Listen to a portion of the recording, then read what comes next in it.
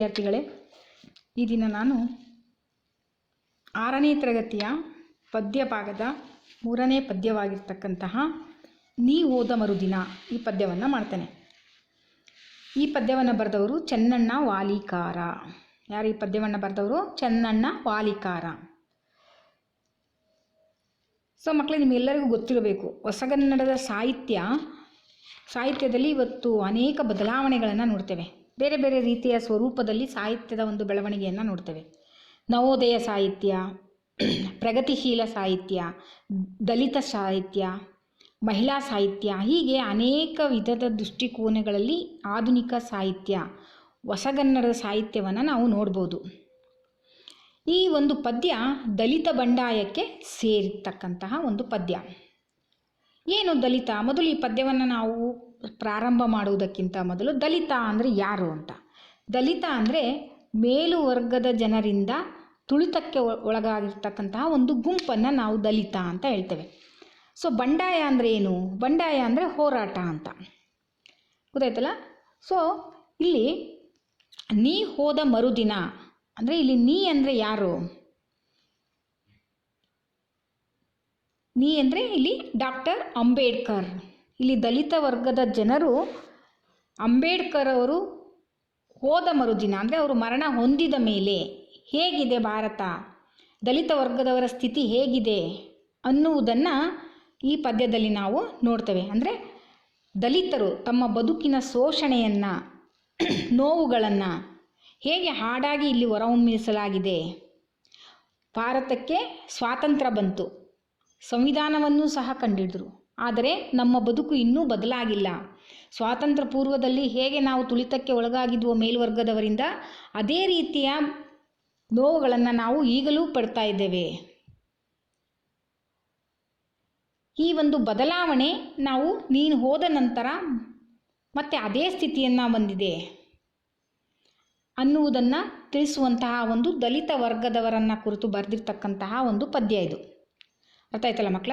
ದಲಿತರು ಅಂದರೆ ವರ್ಗದವರಿಂದ ತುಳಿತಕ್ಕೆ ಒಳಗಾಗಿರ್ತಕ್ಕಂತಹ ಜನ, ಅವರನ್ನು ನಾವು ದಲಿತರು ಅಂತ ಹೇಳ್ತೇವೆ.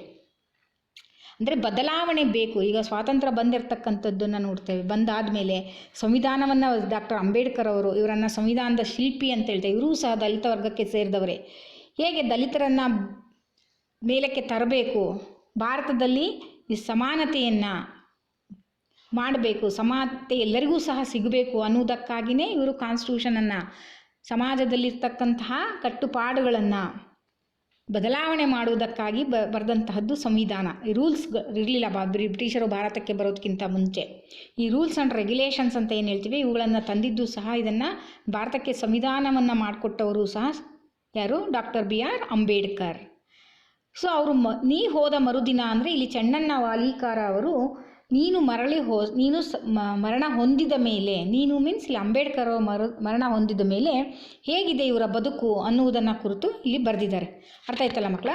ಸೊ ಈ ಪದ್ಯವನ್ನು ನಾವು ಪ್ರಾರಂಭ ಮಾಡುವುದಕ್ಕಿಂತ ಮೊದಲು ಈ ಪದ್ಯವನ್ನು ಬರೆದಿರ್ತಕ್ಕಂತಹ ಕವಿಯ ಪರಿಚಯವನ್ನು ಮೊದಲು ಮಾಡಿಕೊಳ್ಳೋಣ. ಯಾರು ಈ ಪದ್ಯವನ್ನು ಬರೆದವರು? ಚೆನ್ನಣ್ಣ ವಾಲಿಕಾರ, ಡಾಕ್ಟರ್ ಚೆನ್ನಣ್ಣ ವಾಲಿಕಾರ್. ಡಾಕ್ಟರ್ ಚೆನ್ನಣ್ಣ ವಾಲಿಕಾರ ಅವರು 1943ರಲ್ಲಿ ಕಲಬುರಗಿ ಜಿಲ್ಲೆಯ ಚಿತ್ತಾಪುರ ತಾಲೂಕಿನ ಶಂಕರವಾಡಿಯಲ್ಲಿ ಜನಿಸಿದರು. ತಂದೆ ದಳಪ್ಪ ವಾಲಿಕಾರ, ತಾಯಿ ಸಾಬವ್ವ. ಅಂದರೆ ಇವರು ಹುಟ್ಟಿದ್ದೆಲ್ಲಿ? ಕಲಬುರಗಿ ಜಿಲ್ಲೆಯ ಚಿತ್ತಾಪುರದಲ್ಲಿ. ಚಿತ್ತಾಪುರ ಹತ್ರ ಒಂದು ತಾಲೂಕಿದೆ, ಆ ತಾಲೂಕಿನ ಶಂಕರವಾಡಿಯಲ್ಲಿ ಜನಿಸಿದರು. ಯಾವಾಗ? 1943ರಲ್ಲಿ. ಇವರ ತಂದೆ ಹೆಸರು ದಳಪ್ಪ ವಾಲಿಕಾರ, ತಾಯಿ ಸಾಬವ್ವ.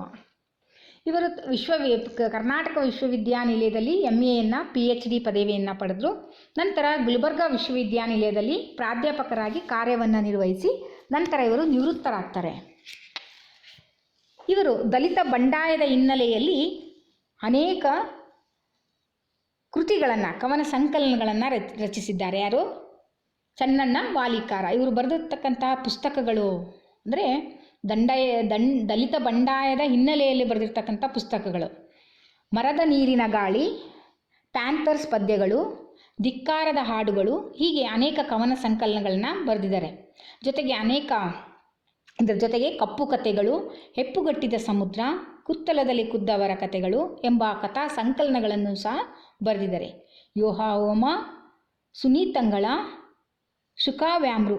ವ್ಯಾಯಾಮೃತ ಎಂಬ ಮಹಾಕಾವ್ಯಗಳನ್ನು, ಟೊಂಕದ ಕೆಳಗಿನ ಜನ, ನರಭಕ್ಷಕ ರಾಜನ ಕತೆ, ತಲೆ ಹಾಕುವವರು, ಹೀಗೆ ಅನೇಕ ನಾಟಕಗಳನ್ನು ಬರೆದು ಸಾಹಿತ್ಯ ಲೋಕವನ್ನೇ ಇವರು ಶ್ರೀಮಂತಗೊಳಿಸಿದ್ದಾರೆ. ಅಂದರೆ ಪ್ರತಿಯೊಂದು ಪ್ರಕಾರಗಳಲ್ಲೂ ಸಾಹಿತ್ಯದ ಪ್ರಕಾರಗಳನ್ನು ಕುರಿತು ಬರೆದಿರ್ತಕ್ಕಂಥ ಪುಸ್ತಕಗಳನ್ನು, ಅನೇಕ ಪುಸ್ತಕಗಳನ್ನು ಇವರು ಬರೆದಿರೋದ್ರಿಂದ ಕನ್ನಡ ಸಾಹಿತ್ಯ ಇವತ್ತು ಶ್ರೀಮಂತಗೊಂಡಿದೆ ಅಂತ ಹೇಳ್ಬೋದು. ಇವರು ಬರೆದಿರ್ತಕ್ಕಂತಹ ಕೃತಿಗಳಿಗೆ ಅನೇಕ ಪ್ರಶಸ್ತಿಗಳು ಸಹ ಬಂದಿದೆ. ಇವರು ಪಡೆದಿರ್ತಕ್ಕಂತಹ ಪ್ರಶಸ್ತಿಗಳಂದರೆ ಕರ್ನಾಟಕ ಜಾನಪದ ಅಕಾಡೆಮಿ ಗೌರವ, ಕರ್ನಾಟಕ ನಾಟಕ ಅಕಾಡೆಮಿ ಪ್ರಶಸ್ತಿ, ಕರ್ನಾಟಕ ಸಾಹಿತ್ಯ ಅಕಾಡೆಮಿ ಪ್ರಶಸ್ತಿಗಳಿಗೆ ಇವರು ಭಾಜನರಾಗಿದ್ದಾರೆ. ಈ ಪ್ರಸ್ತುತ ಕವಿತೆಯನ್ನು, ಯಾವುದು ಕವಿತೆ, ಈ ಪದ್ಯವನ್ನು ನೀ ಹೋದ ಮರುದಿನ, ಈ ಪದ್ಯವನ್ನು ಇವರೇ ಬರೆದಿರ್ತಕ್ಕಂತಹ ಸಮಗ್ರ ಕಾವ್ಯ ಸಂಪುಟದಿಂದ ಇದನ್ನು ಆರಿಸಿಕೊಳ್ಳಲಾಗಿದೆ. ಅರ್ಥ ಆಯ್ತಲ್ಲ ಮಕ್ಕಳ? ಈಗ ನಾವು ಈ ಪದ್ಯವನ್ನು ಬರೆದಿರ್ತಕ್ಕಂತಹ ಕವಿಗಳಾಗಿರ್ತಕ್ಕಂತಹ ಡಾಕ್ಟರ್ ಚೆನ್ನಣ್ಣ ವಾಲೀಕರ್ ಅವರ ಬಗ್ಗೆ ತಿಳ್ಕೊಂಡ್ವಿ. ಅಂದರೆ ಇವರು ಹುಟ್ಟಿದ್ದು ಎಲ್ಲಿ, ಇವರ ತಂದೆ ತಾಯಿ ಯಾರು, ಇವರು ಪಡೆದಿರ್ತಕ್ಕಂಥ ವಿದ್ಯಾಭ್ಯಾಸ, ಹಾಗೂ ಇವರು ಬರೆದಿರ್ತಕ್ಕಂತಹ ಕವನಗಳು, ಕಥಾ ಸಂಕಲನಗಳು, ಮಹಾಕಾವ್ಯಗಳನ್ನು, ಹಾಗೂ ಇವರು ಪಡೆದುಕೊಂಡಿರ್ತಕ್ಕಂತಹ ಪ್ರಶಸ್ತಿಗಳನ್ನು ಸಹ ಓದಿದ್ದೀವಲ್ವ. ಈಗ ನಂತರ ನಾನು ಈ ಪದ್ಯವನ್ನು ಮೊದಲು ಓದ್ತೇನೆ, ನಂತರ ಈ ಒಂದು ಪದ್ಯವನ್ನು ವಿವರಣೆಯನ್ನು, ಪ್ರತಿಯೊಂದು ಪ್ಯಾರಾಗ್ರಾಫ್ನ ವಿವರಣೆಯನ್ನು ಸಹ ಕೊಡ್ತೇನೆ. ಮೊದಲು ನಾನು ಈ ಪದ್ಯವನ್ನು ಓದ್ತೇನೆ. ದಯವಿಟ್ಟು ಈ ಪದ್ಯದಲ್ಲಿ ಓದುವುದನ್ನು ಗಮನಿಸಿ ಮಕ್ಕಳೇ. ಅರ್ಥ ಆಯ್ತಲ್ಲ? ಪ್ರಾರಂಭ ಮಾಡೋಣ. ಎಲ್ಲರೂ ತಮ್ಮ ಪೇಜ್ ನಂಬರ್ 81 ತೆಗಿರಿ. ಪದ್ಯದ 3ನೇ ಪದ್ಯ 3. ನೀ ಹೋದ ಮರುದಿನ. ನೀ ಹೋದ ಮರುದಿನ ಮೊದಲಂಗೆ ನಮ್ಮ ಬದುಕು, ಹ್ಯಾಗಾದೋ ಬಾಬಾ ಸಾಹೇಬ, ನಿನ್ನಂಗ ದುಡಿದವರು ಕಳಕಳಿಯ ಪಡುವವರು ಇನ್ನೂ ತನ ಬರಲಿಲ್ಲ ಒಬ್ಬ. ನೀ ಹೋದ ಮರುದಿನ ಮೊದಲಂಗೆ ನಮ್ಮ ಬದುಕು, ಪ್ರತಿನಿತ್ಯ ಎದ್ದಾಗ ಸಮಸುದ್ದಿ ಸಂಭ್ರಮವು, ಕೇಕುವುದು ತಪ್ಪಿಲ್ಲ ನಮಗ, ಹೋದೆಲ್ಲ ಮೇಲವರ ಆಟಗಳು, ಉರಿ ಹಚ್ಚಿ ಬಿಡುತ್ತಾರ ಒಳಗೆ. ನೀ ಹೋದ ಮರುದಿನ ಮೊದಲಂಗೆ ನಮ್ಮ ಬದುಕು, ಎಲ್ಲಿ ಕೇಳಿದರಲ್ಲಿ ಬೂಟುಗಾಲಿನ ಸದ್ದು, ತರತರದ ನೋವುಗಳು ನಮಗ, ತಮ್ಮಂಗೆ ಇರದಿದ್ದರೆ ತಲೆ ಕಡಿದು ಹಾಕುವರು, ಹೆಸರಿಗೆ ಸ್ವಾತಂತ್ರ್ಯ ನಮಗ.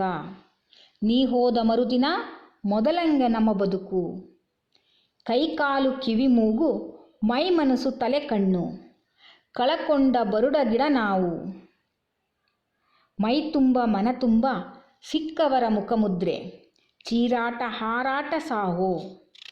ನೀ ಹೋದ ಮರುದಿನ ಮೊದಲಂಗ ನಮ್ಮ ಬದುಕು. ಹೋಗ್ಬಾರೋ ದಾರಿಯಲ್ಲಿ ಹಡಗಲ್ಲುಗಳು ಸೇರಿ ಮುಳುಕಲ್ಲು ಹಾಸ್ಯಾವ ಪೂರ, ಹೆಚ್ಚಿಗೆ ಬೆಳೆದವರ ಉಳಿದವರ ಜೀವಗಳ ಹಗಲಾಗ ಹೊಡೆದಾರ ಠಾರ. ನೀ ಹೋದ ಮರುದಿನ ಮೊದಲಂಗೆ ನಮ್ಮ ಬದುಕು, ಎಷ್ಟಂತ ಉರಿತಾರ ಎಷ್ಟಂತ ಹರಿತಾರ, ತಾಳದಕ್ಕೂ ಮಿತಿಯುಂಟು ಇಲ್ಲಿ, ತಾಳಿಯೂ ಒಮ್ಮೆ ಚೇಳಾಗಿ ಕುಟುಕುವನು, ಸಾಮಾನ್ಯನಲ್ಲೋ ಬಡಜೀವಿ. ನೀ ಹೋದ ಮರುದಿನ ಮೊದಲಂಗೆ ನಮ್ಮ ಬದುಕು, ದುಡಿದುಂಡು ಹುಟ್ಟಿರಲು ಕತ್ತಲಿರುವ ತನಕ, ಕೊತ್ತಿಗಳು ಹೊತ್ತಾವ ಜೋರ, ರೋಡಿಗಿದ್ದವರೆಲ್ಲ ಗ್ವಾಡ್ಯಾಗ ಕುಂತಾರ, ಇನ್ನಿಲ್ಲ ನಮದು ದಾರಿ ದೂರ. ನೀ ಹೋದ ಮರುದಿನ ಮೊದಲಂಗ ನಮ್ಮ ಬದುಕು, ಬಾಬಾ ಸಾಹೇಬರೇನು ಹುಚ್ಚರಲ್ಲವೇ ಅಲ್ಲ, ಗಾಂಧಿ ಜೊತೆ ಇರಲಿಲ್ಲ ಸುಮ್ಮ, ಅಷ್ಟು ಒದ್ದಾಡಿದಕ್ಕೆ ಈಗೈತೆ ನಮ್ಮ ಬದುಕು, ತಿಳಿಯಿತೆ ಈಗಲಾದರೂ ತಮ್ಮ, ನೀ ಹೋದ ಮರುದಿನ ಮೊದಲಂಗ ನಮ್ಮ ಬದುಕು. ಮಕ್ಕಳ, ಈ ಪದ್ಯವನ್ನು ಈ ರೀತಿ ಓದಿದ ಮೇಲೆ ನೀವು ಸಹ ಇದನ್ನು 2 ಅಥವಾ 3 ಬಾರಿ ಪದ್ಯವನ್ನು ಓದಿ. ಈಗ ನಾನು ಮೊದಲ ಪ್ಯಾರವನ್ನು, ಒಂದೊಂದೇ ಪ್ಯಾರವನ್ನು ನಿಮಗೆ ಎಕ್ಸ್ಪ್ಲೇನ್ ಮಾಡ್ತೇನೆ. ನಾನು ಹೇಳಿದೆ ಈಗಾಗಲೇ ಇದು ಒಂದು ದಲಿತ ಬಂಡಾಯಕ್ಕೆ ಸೇರಿರ್ತಕ್ಕಂತಹ ಒಂದು ಪದ್ಯ. ದಲಿತರನ್ನು ಕುರಿತು ಬರೆದಿರ್ತಕ್ಕಂತಹ, ಹೇಗೆ ಅವರು ಶೋಷಣೆಗೆ, ದಲಿತರು ತಮ್ಮ ಬದುಕಿನ ಶೋಷಣೆಯ ನೋವುಗಳನ್ನು ಹೇಗೆ ಅನುಭವಿಸಿದ್ದಾರೆ ಅನ್ನುವುದನ್ನು ಇಲ್ಲಿ ಹಾಡಾಗಿ ಹೊರಹೊಮ್ಮಿಸಿದ್ದಾರೆ. ಯಾರು? ಚೆನ್ನಣ್ಣ ವಾಲಿಕಾರರವರು. ನಮಗೆ ಸ್ವಾತಂತ್ರ್ಯ ಬಂದ ಮೇಲೆ ಡಾಕ್ಟರ್ BR ಅಂಬೇಡ್ಕರ್ ಅವರು ನಮ್ಮ ಭಾರತದ ಕಾನೂನು ಸಚಿವರ ಮೊದಲ ಕಾನೂನು ಮಂತ್ರಿಯಾಗಿದ್ದರು. ಅಷ್ಟೇ ಅಲ್ಲ, ಬ್ರಿಟಿಷರು ಭಾರತವನ್ನು ಬಿಡುವಾಗ ಬ್ರಿಟಿಷರ ವಿರುದ್ಧ ಸಹ ಹೋರಾಡಿದ್ದವರಲ್ಲಿ ಇವರೂ ಸಹ ಒಬ್ಬರು ಅಂತ ಹೇಳ್ಬೋದು. ನಂತರ ನಮ್ಮ ಭಾರತಕ್ಕೆ ಒಂದು ಸಂವಿಧಾನವನ್ನು ತಂದುಕೊಟ್ಟಂತಹ, ಬರೆದು ತೋರಿಸಿಕೊಟ್ಟಂತಹ, ರಚನೆ ಮಾಡಿರ್ತಕ್ಕಂಥವರಲ್ಲಿ ಇವರು ಪ್ರಥಮರು. ಇವರನ್ನು ಆದ್ದರಿಂದ ನಾವು ಸಂವಿಧಾನದ ಶಿಲ್ಪಿ ಅಂತ ಸಹ ಕರಿತೇವೆ. ಇಲ್ಲಿ ದಲಿತರನ್ನು ಹೇಗೆ ಅಂಬೇಡ್ಕರ್ ಅವರು ಸ್ವಾತಂತ್ರ್ಯ ಸ್ವತಃ ತಾವೇ ಅನುಭವಿಸಿ ಹೇಗೆ ಮೇಲ್ವರ್ಗದವರ ತುಳಿತಕ್ಕೆ ಇವರು ಒಳಗಾಗಿದ್ದಾರೆ, ಹೇಗೆ ಒಳಗಾಗಿದ್ದರು, ಯಾವ ರೀತಿ ಮೇಲ್ವರ್ಗದ ಜನ ಇವರನ್ನು ಶೋಷಣೆ ಮಾಡ್ತಾಯಿದ್ರು, ಹೇಗೆ ಕಷ್ಟಗಳನ್ನು ಸಹಿಸ್ಕೊಂಡಿದ್ರು, ಇದನ್ನೆಲ್ಲ ಸ್ವತಃ ತಾವೇ ಅನುಭವಿಸಿ ನಂತರ ಅವರು ಅದಕ್ಕಾಗಿ ಹೋರಾಡಿದವರು ಯಾರು? ಅಂಬೇಡ್ಕರ್ ಅವರು. ಆ ವರ್ಗದ ಜನರನ್ನು ಮೇಲೆತ್ತುವುದಕ್ಕಾಗಿ ಅನೇಕ ಅವಕಾಶಗಳನ್ನು ಸಂವಿಧಾನದಲ್ಲಿ ಕಲ್ಪಿಸಿಕೊಟ್ಟಂಥವರು. ಆದರೆ ಏನಾಯಿತು? ನಮ್ಮ ದೇಶಕ್ಕೆ ಸ್ವಾತಂತ್ರ್ಯ ಸಿಕ್ತು, ಸಂವಿಧಾನ ಬಂತು, ಆದರೂ ಸಹ ಏನಾಗ್ತಾ ಇದೆ? ದಲಿತರ ಒಂದು ಶೋಷಣೆ ಇನ್ನೂ ನಿಂತಿಲ್ಲ. ಅವರು ಶೋಷಣೆಯಿಂದ ನೋವುಗಳನ್ನು ಅನುಭವಿಸ್ತಾ ಇದ್ದಾರೆ. ಅವುಗಳಿಂದ ಹೊರಬರಬೇಕು ಅನ್ನುವುದಕ್ಕಾಗಿ ಇವರು ಸತ್ತು ಹೋದ ಮೇಲೆ, ಅಂದರೆ ಮರಣ ಹೊಂದಿದ ಮೇಲೆ ಹೇಗಿದೆ ಸಮಾಜ, ಹೇಗೆ ಮತ್ತೆ ಅವರನ್ನು ಯಾವ ಸ್ಥಿತಿಯಲ್ಲಿ ಅವರು ಈಗ ಅನುಭವಿಸ್ತಾ ಇದ್ದಾರೆ ಅನ್ನುವಂತಹ ನೋವನ್ನು ನಾವು ಈ ಪದ್ಯದಲ್ಲಿ ನೋಡ್ತೇವೆ. ನೀ ಹೋದ ಮರುದಿನ ಮೊದಲಂಗ ನಂಬದುಕು. ಅಂದರೆ ನೀ ಹೋದ, ನೀ ಅಂದರೆ ಯಾರಿಲ್ಲಿ? ಡಾಕ್ಟರ್ ಅಂಬೇಡ್ಕರ್ ಅವರು ಮರಣ ಹೊಂದಿದ ಮೇಲೆ ಹೇಗಿತ್ತು ಅವರ ಬದುಕು? ಮೊದಲಂಗೆ ನಮ್ಮ ಬದುಕು. ಅಂದರೆ ಹೇಗೆ ಸ್ವಾತಂತ್ರ್ಯ ಬರುವುದಕ್ಕಿಂತ ಮೊದಲು ಹೇಗೆ ಇತ್ತು, ಮೇಲ್ಜಾತಿಯವರು ಎಷ್ಟು ಅವರ ಕೆಳಜಾತಿಯವರನ್ನು ಎಷ್ಟು ಕ್ಷುಲ್ಲಕವಾಗಿ ಕಾಣ್ತಾ ಇದ್ರು, ಹೇಗೆ ಅವರನ್ನು ಶೋಷಣೆ ಮಾಡ್ತಾಯಿದ್ರು, ಹಿಂಸೆ ಕೊಡ್ತಾಯಿದ್ರು, ಅದೇ ಥರ ಮತ್ತೆ ಅಂಬೇಡ್ಕರ್ ಮರಣಗೊಂಡ ಮೇಲೆ ಹೇಗಾಗಿದ್ದಂಥವರ ಬದುಕು ಮೊದಲ ಹಾಗೆ ಮತ್ತೆ ಆಗಿದೆ. ಅದೇ ರೀತಿ ಆಗೇದು ಬಾಬಾ ಸಾಹೇಬ. ನಿನ್ನಂಗ ದುಡಿದವರು ಕಳಕಳಿಯ ಪಡುವವರು ಇನ್ನೂ ತನ ಬರಲಿಲ್ಲ ಒಬ್ಬ. ಅಂದರೆ ನೀನು ಎಷ್ಟು ನಮ್ಮ ಜನಾಂಗ ದಲಿತ ವರ್ಗಕ್ಕಾಗಿ ಹೋರಾಟವನ್ನು ಮಾಡಿದೆ, ದುಡಿದೆ, ಅವರ ಬಗ್ಗೆ ಕಳಕಳಿಯನ್ನು ಹೊಂದಿದ್ದೆ. ಆ ಒಂದು ಕಳಕಳಿ ಇಲ್ಲಿಯ ತನಕ ಯಾರೂ ಸಹ ಮಾಡಿಲ್ಲ. ನೀನು ಬಿಟ್ಟರೆ ಮತ್ಯಾರೂ ಸಹ ದಲಿತ ವರ್ಗಕ್ಕಾಗಿ ಅವರ ಪ್ರಗತಿಗಾಗಿ ಯಾರೂ ಸಹ ದುಡಿದಿಲ್ಲ. ಇನ್ನೂ ತನ ಬರಲಿಲ್ಲ ಒಬ್ಬ, ಆ ರೀತಿಯ ಒಬ್ಬರೂ ಸಹ ಇನ್ನೂ ಹುಟ್ಟಿಲ್ಲ. ಯಾವಾಗ? ನೀ ಹೋದ ಮರುದಿನ ಮೊದಲಂಗ ನಮ್ಮ ಬದುಕು. ಹಾಗ್ಯಾದ ಬಾಬಾ ಸಾಹೇಬ. ನಿನ್ನಂಗ ದುಡಿದವರು ಕಳಕಳಿಯ ಪಡುವವರು ಇನ್ನೂ ತನ ಬರಲಿಲ್ಲ ಒಬ್ಬ. ಹೀಗೆ ಅಂಬೇಡ್ಕರ್ ಅವರ ಸತ್ತ ಮೇಲೆ ಹೇಗಿದೆ ಅವರ ವರ್ಗ ಅನ್ನೋದನ್ನು ನಾವು ನೋಡ್ತೇವೆ. ಯಾವೊಂದು ಈಗ ಅಂಬೇಡ್ಕರ್ ಅವರ ತರಹ ಅವರ ಕಳಕಳಿಯನ್ನು, ಇವರ ಬಗ್ಗೆ ಇರ್ತಕ್ಕಂಥ ವ್ಯಕ್ತಿಗಳು ಇನ್ನೂ ಹುಟ್ಟಿಲ್ಲ ಅಂತ ಹೇಳ್ತಕ್ಕಂಥದ್ದು. ನಂತರ ಎರಡನೇ ಪ್ಯಾರಾಗ್ರಾಫಲ್ಲಿ ಏನಿದೆ ಅಂತ ನೋಡೋಣ. ಪ್ರತಿನಿತ್ಯ ಎದ್ದಾಗ ಸಮಸುದ್ದಿ ಸಂಭ್ರಮವು. ಪ್ರತಿನಿತ್ಯ ಎದ್ದಾಗ ಸಮಸುದ್ದಿ, ನಮಸುದ್ದಿ ಸಂಭ್ರಮವು ಕೇಕುವುದು ತಪ್ಪಿಲ್ಲ ನಮಗ. ಪ್ರತಿನಿತ್ಯ ಇದ್ದಾಗ ನಮ್ಮ ಪ್ರತಿನಿತ್ಯನೂ, ಇವಾಗಲ್ಲ, ಯಾವ ಸಂಭ್ರಮನೂ ಇಲ್ಲ ನಮ್ಮಲ್ಲಿ. ಕೇಕುವುದು ಅಂದರೆ ಅವರಿಂದ ಶೋಷಣೆಯನ್ನು ಪಡೆಯುವಂಥದ್ದು, ಆ ಒಂದು ಕೆಲಸವನ್ನು ಮಾಡುವಂಥದ್ದು ನಮಗಿನ್ನೂ ತಪ್ಪಿಲ್ಲ. ಏನು ನಮ್ಮಲ್ಲಿ ಸಂಭ್ರಮನೇ ಇಲ್ಲ, ಮತ್ತು ಅದೇ ಶೋಷಣೆ, ಅದೇ ನೋವು, ಅದೇ ರೀತಿ ಮೇಲು ಕೀಳು ಅನ್ನುವಂತಹ ಭಾವನೆ ಮತ್ತೆ ಸಮಾಜದಲ್ಲಿ ಉಟ್ಕೊಂಡಿದೆ. ಅವರಿಂದ ನೋವನ್ನು ಅನುಭವಿಸುವಂತಹ ಪರಿಸ್ಥಿತಿ ನಮಗೆ ಬಂದಿದೆ. ಹೋದಲ್ಲ ಮೇಲವರ ಆಟಗಳು ಉರಿ ಹಚ್ಚಿ ಬಿಡುತ್ತಾರ ಒಳಗ. ನೋಡಿ, ನಾನು ಎಲ್ಲೇ ಹೋಗಲಿ, ನಾವು ಯಾವ ಕಡೆನಲ್ಲಾಗಲಿ, ಯಾವ ಕ್ಷೇತ್ರಕ್ಕೆ ಹೋಗಲಿ, ಯಾವ ಕ್ಷೇತ್ರದಲ್ಲಾಗಲಿ, ಅಲ್ಲಿ ಯಾರನ್ನು ನೋಡ್ತೇವೆ? ಮೇಲವರ ಆಟಗಳು. ಮೇಲವರು ಅಂದರೆ ಮೇಲುವರ್ಗದವರ, ಅವ್ರು ಏನೇನು ಆಟ ಆಡ್ತಾರೆ, ಏನೇನು ನಮ್ಮನ್ನು ನೋವು ಕೊಡ್ತಾರೆ, ಅವುಗಳನ್ನು ನೋಡಿದ್ರೆ ಉರಿ ಹಚ್ಚಿ ಬಿಡುತ್ತಾರ ಒಳಗೆ. ಅದನ್ನು ಹೇಳ್ಕೊಳ್ಳೋಂಗಿಲ್ಲ, ಬಿಡೋಂಗಿಲ್ಲ. ಮನಸ್ಸಿನೊಳಗೆ ಉರಿ ಬೆಂಕಿ ಹಚ್ತಾರೆ, ಆದರೆ ಹೇಳೋ ಆಗಿಲ್ಲ. ಅಷ್ಟರ ಮಟ್ಟಿಗೆ ನಮ್ಮ ಪರಿಸ್ಥಿತಿ ಆಗಿದೆ. ಯಾವಾಗ? ನೀ ಹೋದ ಮರುದಿನ ಮೊದಲಂಗ ನಮ್ಮ ಬದುಕು, ಮೊದಲ ಹಾಗೆ ಮತ್ತೆ ನಮ್ಮ ಬದುಕು ಅದೇ ರೀತಿ ಇದೆ ಅಂತ ಹೇಳ್ತಾ ಇದ್ದಾರೆ. ಮೂರನೇ ಪದ್ಯ. ಎಲ್ಲಿ ಕೇಳಿದರಲ್ಲಿ ಬೂಟುಗಾಲಿನ ಸದ್ದು. ಎಲ್ಲಿ ಕೇಳಿದರಲ್ಲಿ ಬೂಟುಗಾಲಿನ ಸದ್ದು ಅಂದರೆ ಥರಥರದ ನೋವುಗಳು ಬೂಟುಗಾಲಿನಿಂದ ಸದ್ದು. ಅಂದರೆ ಅಷ್ಟು ಮಟ್ಟಿಗೆ ತಮ್ಮ ಬೂಟ್ಸನ್ನು ಹಾಕಿಕೊಂಡು ಮೇಲ್ವರ್ಗದವರು ಮೆರಿತಾ ಇದ್ದಾರೆ. ತಮ್ಮ ಕಾಲಿನಿಂದ ನಮ್ಮನ್ನು ಅನೇಕ ನೋವುಗಳನ್ನು ಕೊಡ್ತಾ ಇದ್ದಾರೆ. ಅವ್ರ ಬೂಟ್ ಕಾಲಿಂದ ನಾವು ಎದುರುಗುವಂಥ ಪರಿಸ್ಥಿತಿ ಬಂದಿದೆ. ಎಲ್ಲಿ ಕೇಳಿದರಲ್ಲಿ ಬೂಟುಗಾಲಿನ ಸದ್ದು, ತರತರದ ನೋವುಗಳು ನಮಗ. ತಮ್ಮಂಗೆ ಇರದಿದ್ದರೆ ತಲೆ ಕಡೆದು ಹಾಕುವರು, ಹೆಸರಿಗೆ ಸ್ವಾತಂತ್ರ್ಯ ನಮಗ. ಅವರು ಹೇಳ್ದ ಹಾಗೆ ಕೆಲಸವನ್ನು ಮಾಡದೇ ಇದ್ದರೆ, ಅವರ ಮಾತನ್ನು ಕೇಳದೇ ಇದ್ದರೆ ಏನು ಮಾಡುವಂಥ ಪರಿಸ್ಥಿತಿ ಬಂದಿದೆ ಅಂದರೆ, ಅವರು ನಮ್ಮ ತಲೆಯನ್ನೂ ಸಹ ಕಡಿದು ಹಾಕುವಷ್ಟರ ಮಟ್ಟಿಗೆ ನಮ್ಮನ್ನು ಶೋಷಣೆ ಮಾಡ್ತಾ ಇದ್ದಾರೆ, ನಮಗೆ ನೋವನ್ನು ಕೊಡ್ತಾ ಇದ್ದಾರೆ. ಹೆಸರಿಗೆ ಮಾತ್ರ ಸ್ವಾತಂತ್ರ್ಯ ಬಂದಿದೆ ನಮಗೆ. ಬ್ರಿಟಿಷರು ಹೇಗೆ ನಮಗೆ ಸ್ವಾತಂತ್ರ್ಯವನ್ನು ಕೊಟ್ಟರು ಅಂತ ನಮಗೆ ಖುಷಿ ಆಗ್ತಾ ಇಲ್ಲ. ಈ ಬ್ರಿಟಿಷರಿಂದ ನಾವು ಸ್ವಾತಂತ್ರ್ಯವನ್ನು ಪಡೆದುಕೊಂಡ್ರೂ ಸಹ ಮೇಲ್ವರ್ಗದವರಿಂದ ನಮಗೆ ಇನ್ನೂ ಸ್ವಾತಂತ್ರ್ಯ ಸಿಕ್ಕಿಲ್ಲ. ಇದು ಹೆಸರಿಗೆ ಮಾತ್ರ ಸ್ವಾತಂತ್ರ್ಯ ಆಗಿದೆ. ನೀ ಹೋದ ಮರುದಿನ ಮೊದಲಂಗೆ ನಮ್ಮ ಬದುಕು ಮತ್ತೆ ನಮ್ಮದು ಹಾಗೆ ಆಗಿದೆ ಅಂತ ಹೇಳಿ ಅಂಬೇಡ್ಕರ್ ಅವರ ಹೋದ ಮೇಲೆ ಹೇಗಿತ್ತು ಪರಿಸ್ಥಿತಿ ಅನ್ನುವುದನ್ನು ಹೇಳ್ತಾರೆ. ನಂತರ 4ನೇ ಪದ್ಯದಲ್ಲಿ ಕೈಕಾಲು ಕಿವಿ ಮೂಗು ಮೈಮನಸ್ಸು ತಲೆ ಕಣ್ಣು ಕಳಕೊಂಡ ಬರಡು ಗಿಡ ನಾವು, ಮೈ ತುಂಬ ಮನ ತುಂಬ ಸಿಕ್ಕವರ ಮುಖಮುದ್ರೆ, ಚೀರಾಟ ಹಾರಾಟ ಸಾವು. ಈಗ ಒಂದು ಬರಡು ಗಿಡ ಯಾವುದಕ್ಕೆ ಹೋಲಿಸಿದಾರೆ ನೋಡಿ. ಬರಡು ಗಿಡ ಅಂದರೆ ಅದಕ್ಕೆ ಯಾವುದು ಎಲೆಗಳಾಗಲಿ ಕೊಂಬೆ ರಂಬೆ ಎಲ್ಲ ಒಣಗೋಗ್ಬಿಟ್ಟಿದೆ. ಆ ರೀತಿ ಕೈ ಇದೆ, ಆದರೆ ಸ್ವತಂತ್ರವಾಗಿ ಕೆಲಸವನ್ನು ಮಾಡೋಕ್ಕಾಗ್ತಾಯಿಲ್ಲ. ಕಿವಿ ಇದೆ, ಕೇಳಿಸ್ಕೊಳಕ್ಕಾಗ್ತಾಯಿಲ್ಲ. ಮೂಗು ಮೈ ಮನಸ್ಸು ಎಲ್ಲ ಇದ್ದೂ ಸಹ ಎಲ್ಲ ಅಂಗಾಂಗಗಳನ್ನು ಕಳ್ಕೊಂಡಿರ್ತಕ್ಕಂಥ ಒಂದು ಬರಡಾಗಿರ್ತಕ್ಕಂತಹ ಗಿಡವಾಗಿದ್ದೀವಿ ನಾವು.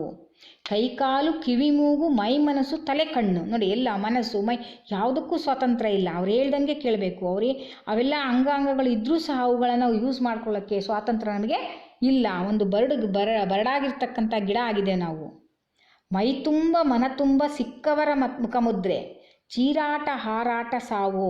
ನೋಡಿ, ನಮ್ಮ ಮೈ ತುಂಬ ಏನಿದೆ, ಕೈ ಕಿವಿ ಮೂಗು ಕಾಲು ಮನಸ್ಸು ಏನಿಲ್ಲ ನಮ್ಮದು. ಬೇರೆಯವರ ಛಾಯೆ ನಮ್ಮ ಮುಖದ ಮೇಲಿದೆ. ನಮ್ಮದೇ ಆದಂಥ ಸ್ವತಂತ್ರ ಛಾಯೆ ನಮ್ಮಲ್ಲಿ ಇಲ್ಲ. ಅಂದರೆ ಬೇರೆಯವರು ಹೇಗೆ ನಮ್ಮನ್ನು ಎದುರಿಸ್ತಾರೆ ಆ ಒಂದು ಮುಖ ಛಾಯೆ ನಮ್ಮ ಮುಂದೆ ಬರ್ತದೆ. ಮನ ತುಂಬ ಅದೇ ಛಾಯೆ, ಹೆದರಿಕೆಯ ಛಾಯೆ ಉಂಟಿದೆ.